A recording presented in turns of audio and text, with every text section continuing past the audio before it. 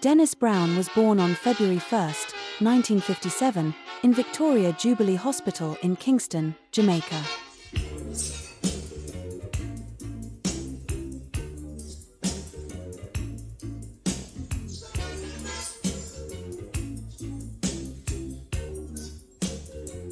His father Arthur was a scriptwriter, actor, and journalist, and he grew up in a large tenement yard between North Street and King Street in Kingston with his parents.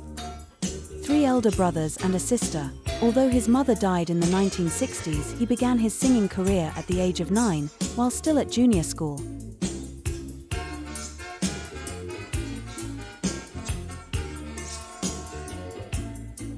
With an end-of-term concert the first time he performed in public, although he had been interested in music from an even earlier age, and as a youngster was a fan of American balladeers such as Brook Benton, Sam Cooke, Frank Sinatra, and Dean Martin.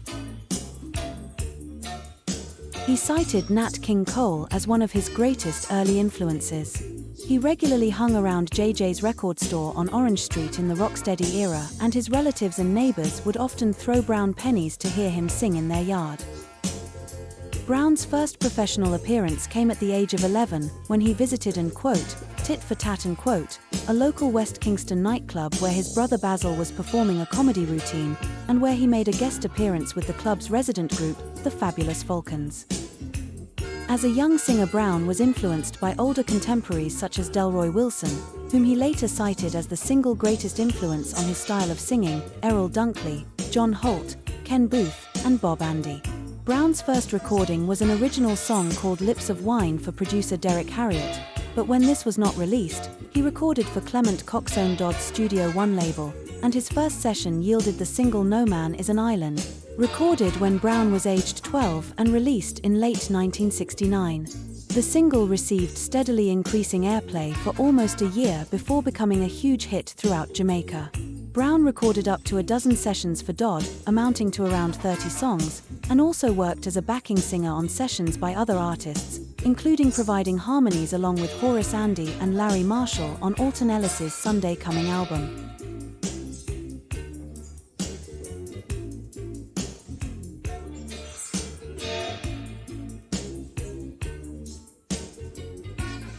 In 1972, Brown began an association that would result in his breakthrough as an internationally successful artist.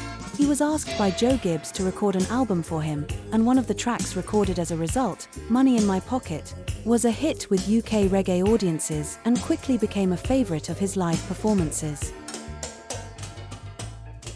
Brown followed this success with Cassandra and No More Will I Roam, and tracks such as Africa and Love Jar, displaying Brown's Rastafari beliefs, became staples on London's sound system scene.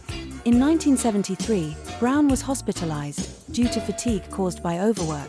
At the time, rumours spread that he only had one lung and had only a week to live, or had contracted tuberculosis. He was advised to take an extended break from performing and concentrated instead on his college studies.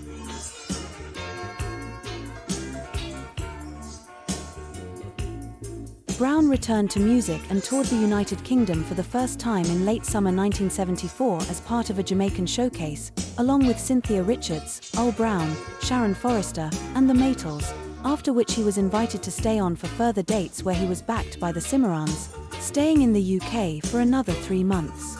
While in the UK, he recorded for the first time since his hospitalisation, working with producer Sidney Crooks, and again backed by the Cimarrons.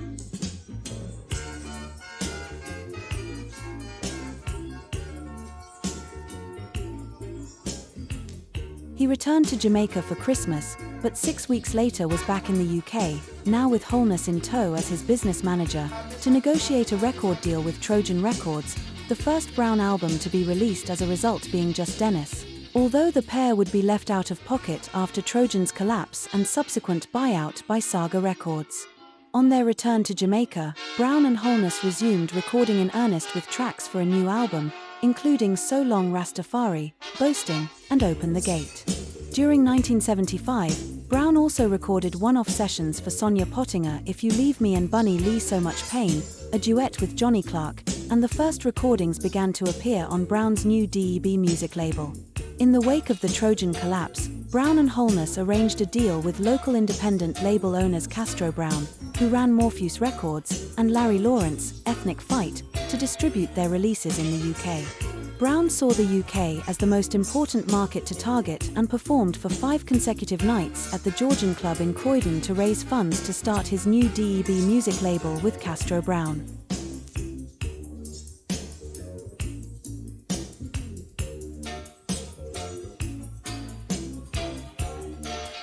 Early DEB releases suffered from a lack of promotion.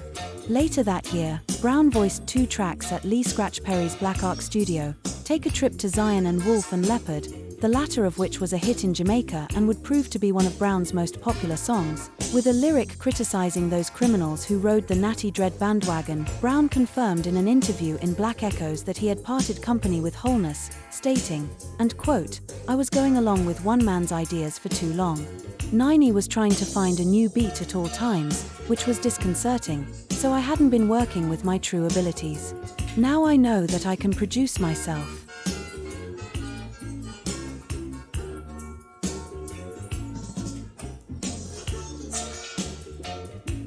Brown recommenced working with Joe Gibbs, with an agreement that, in return for studio time for his own productions, Brown would allow Gibbs the use of any rhythm recorded in the process.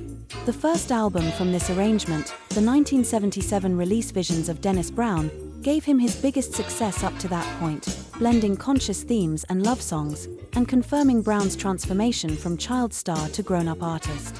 Brown toured the UK in the fall of 1977 with Big Youth, and described the tour, "It's like I was appointed to deliver certain messages and now is the time to deliver them."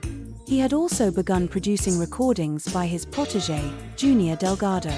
In 1978, Brown moved to live in London and set up premises in Battersea Rise, near Clapham Junction to relaunch the DEB music label with Castro Brown, with artists featured on the label including Junior Delgado, Bob Andy, Lennox Brown, and later, Gregory Isaacs. Brown had further success himself with a disco mix of How Could I Leave You, a version of the Sharks' rocksteady standard How Could I Live with accompanying Toast by Prince Mohammed.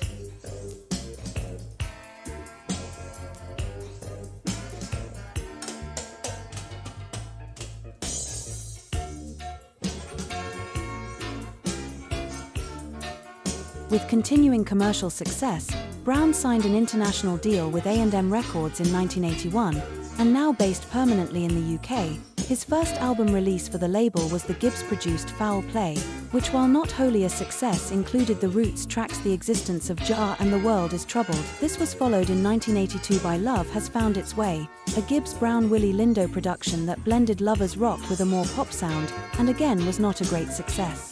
His final album with the label, 1983's The Prophet Rides again mixed Roots themes with commercial R&B style tracks, and proved to be his swan song with the label. While his association with A&M had taken him in a more commercial pop direction, Kingston's music scene had shifted towards the new dancehall era, and Brown enthusiastically adapted to the new sound, recording for some of the genre's major producers including Prince Jammy and Gussie Clarke. In the early 1980s, he also started a new label, Yvonne's Special, dedicated to his wife. In 1984, he collaborated with Gregory Isaacs on the album Too Bad Superstars Meet and the hit single Let Off Suppen, recorded with Sly and Robbie and Jammy, which was followed by a second album featuring the two stars, Judge Not, in 1985. Brown released a huge amount of work through the 1980s.